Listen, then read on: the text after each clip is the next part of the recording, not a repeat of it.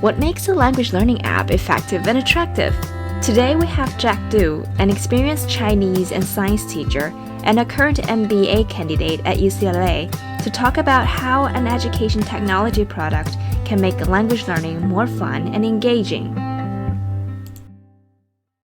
I had been a high school teacher for the past 5 years, and I started the Mandarin program at our school. So I taught, Mandarin for 5 years, and um, it just appears to me that language teaching and learning, although it sort of has moved kind of towards the digital kind of format, but it's not terribly effective. And the current kind of tools that we use like Quizlet, Kahoot, that sort of stuff. But they strictly complementary sort of tools, and they're not particularly they're versatile. Like you have to use a lot of other tools with that, and the current, like the existing tools, such as like Babel and Duolingo, Rosetta Stone, that they claim to be standalone sort of thing that can teach you the language, but we actually don't use them very often because pedagogically it's not that fantastic. So I'll give an example.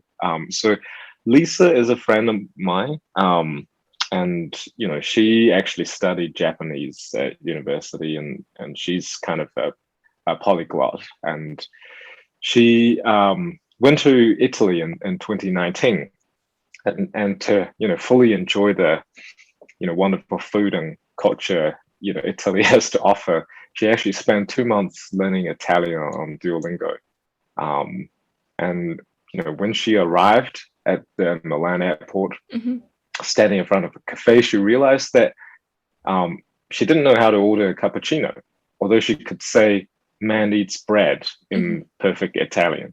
And Lisa is not alone, because hundreds of millions of language learners around the world, they struggle to really turn this learning into everyday fluency, because the apps that they use usually lack in three areas. That is communication, immersion, and gamification. So that is what we're trying to do, which is basically the answer to your second question.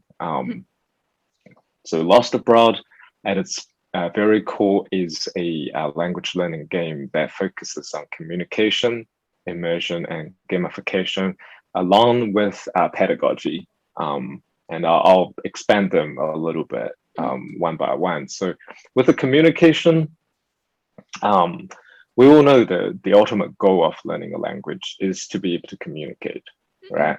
But most of the apps teach vocab, and some teach grammar, but they're not usually communication focused. So say, Duolingo will teach you a word like man and bread, but you can't communicate with just these two words, right? And then they teach you the grammar to, put them into a sentence, and then you can say like man eats bread, but that's equally useless because you never use that, right?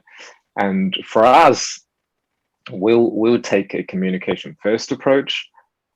So if there's a word that you won't use, we don't teach it, right? And for example, we teach numbers because they're useful in saying time and talking about price.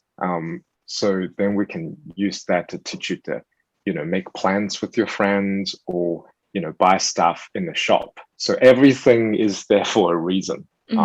We want to teach you to be able to say things and actually use the language in real life, as kind of like a warm-up exercise, before flexing your linguistic muscles in a foreign country. So that's the first principle that we have, and immersion is the second one. True immersion is very rare in language learning apps. There are some like VR stuff that is like coming up. There's a New Zealand company called Immerse Me that they do a bit of that, and then there there is a Mondle or Mondly. Don't know how to say it, but it's like on, like the the Google Play store. But usually they just like throw you into a bit of immersive environment, and then just like you have to say a few things as if you're like communicating with people. But that's lacking pedagogy because it doesn't really tell you what that means, and there's like a no logical kind of progression in terms of language learning. But by far the majority of the apps out there are not immersive, are not like those. So things like, Duolingo, Rosetta Stone, Babbel, they kind of, in my humble opinion, they are glorified flashcards, because what they do is they ask you to match words with translation, rearrange them to form sentences, stuff. So like, if you printed that out, it's no different from flashcards, right? It's very traditional and repetitive. So, imagine if you're in a foreign country, there's no cards with the translation of coffee on it for you to like match with the real coffee you want to order, right? So we want to change that, and we'll create a virtual game world where you actually pick up the words, like the words and structures from the environment, and then you speak to the people, and then you complete meaningful tasks with the things that you've just learned, as you would in the real world. So everything you learn has a purpose and a context as well, right? And then you know exactly when and how to use them when you want to. So that's immersion. Gamification is a big one because learning is a taxing task, and especially if people have to finish work and come home. If it's not fun, people are not going to use it, right?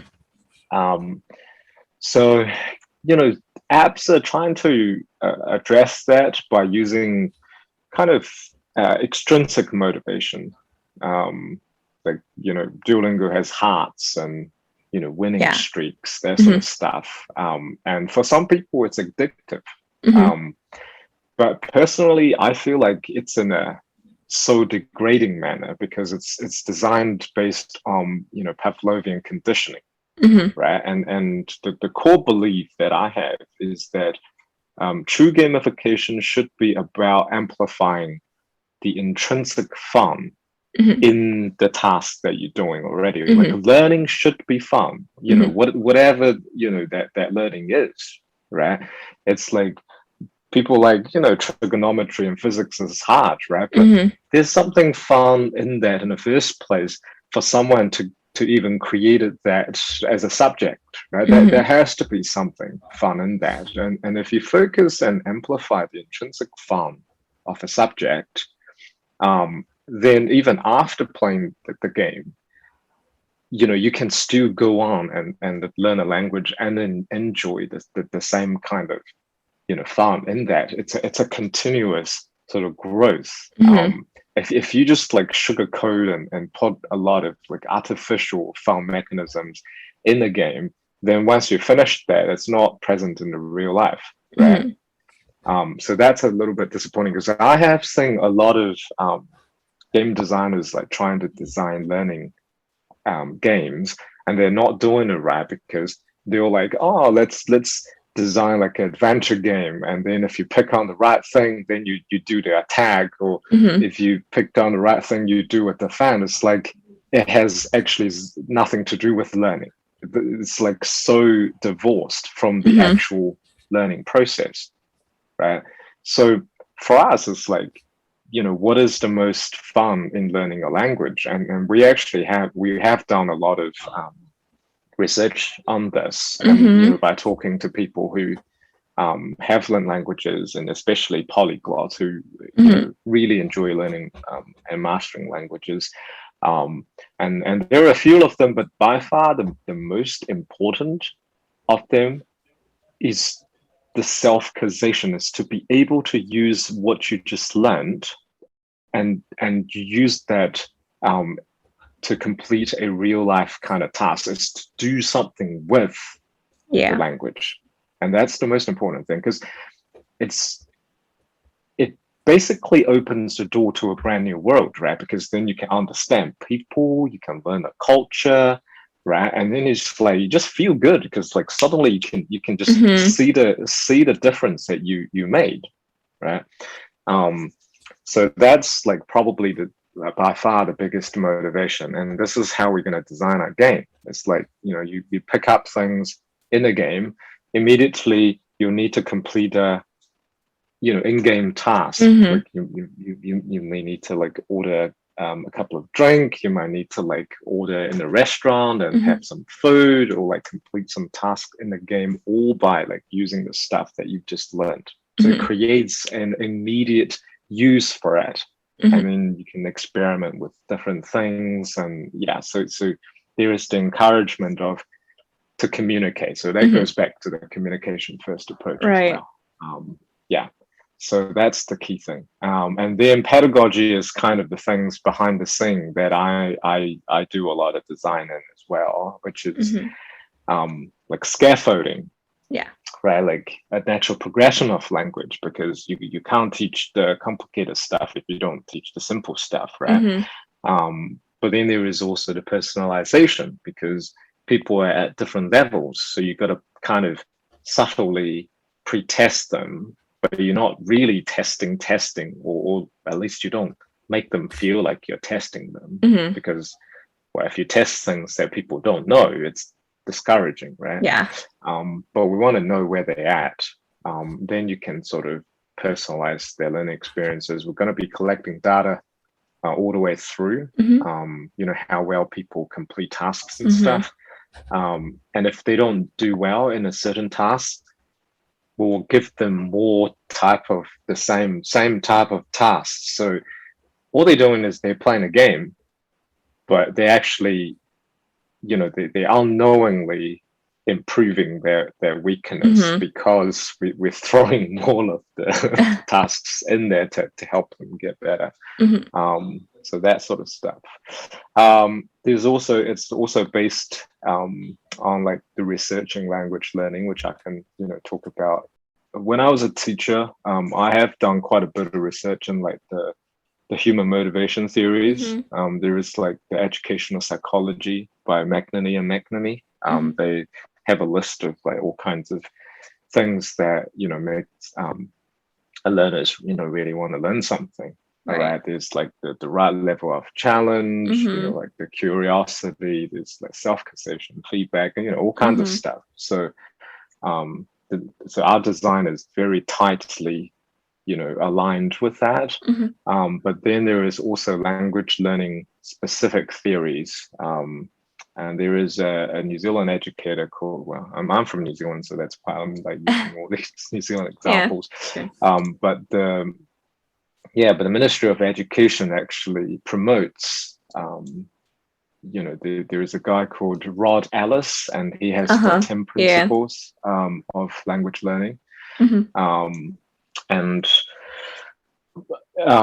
so we're using a lot of that. And then I've also have, real classroom teaching experience. I know that, what are the things that works and what are the things that don't, and what are the common kind of struggles that the students have when they're learning a language. So I'm going to be using that. There's a lot of primary research that I have done, basically conducting interviews with language learners to find out, what is fun about learning the language, what's the purpose of them, learning the language, what do they want to get out of that.